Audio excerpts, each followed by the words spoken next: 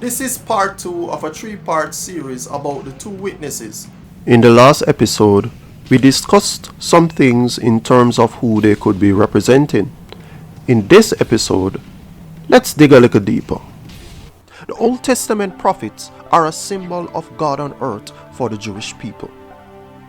The pages of the Bible are riddled with stories about how they continually brought people back from idolatry, pointed the way to live righteously, gave good counsel, or spoke of impending calamities.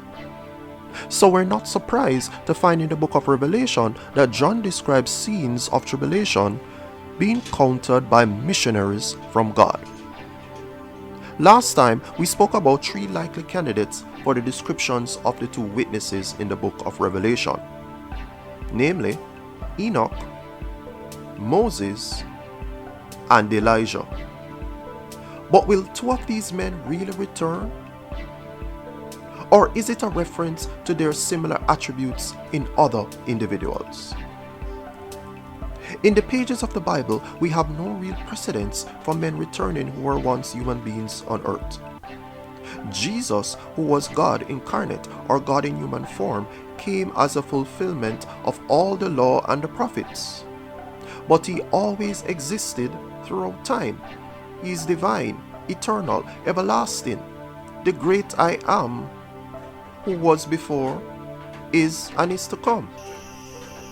The seer Samuel did return in spirit form, but he was brought up by a witch on the request of Saul.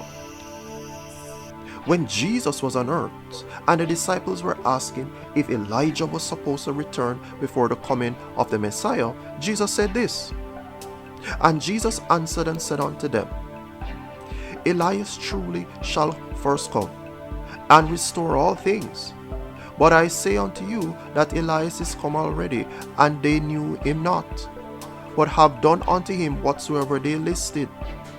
Likewise shall also the Son of Man suffer of them." Then the disciples understood that he spake unto them of John the Baptist. Matthew chapter 17, verses 11 to 13. Jesus and the disciples were referencing the book of Malachi.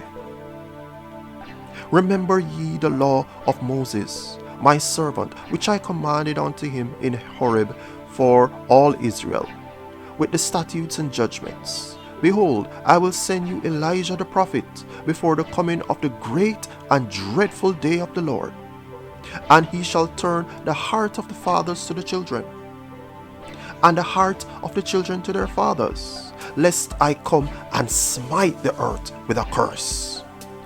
Malachi 4, verses 4 to 6. Now for the ending of the age, we get a reference in Revelation 11, verses 1 to 14, that Elijah could possibly return again. The second coming is always stated by the apostles, and even Jesus as near. So could these individuals be walking the earth right now? Note this, that God always has a plan to continue the dispensation of his Spirit on earth. Moses tutored Joshua. Right after Elijah was translated, Elisha became the next major prophet in Israel. When Jesus ascended to heaven, the Apostle Peter was the one who led the church in Jerusalem. Will Moses or Enoch and Elijah return? Or will we see similar figures like John the Baptist? Let's discuss next time the movement of the church and how the Holy Spirit works.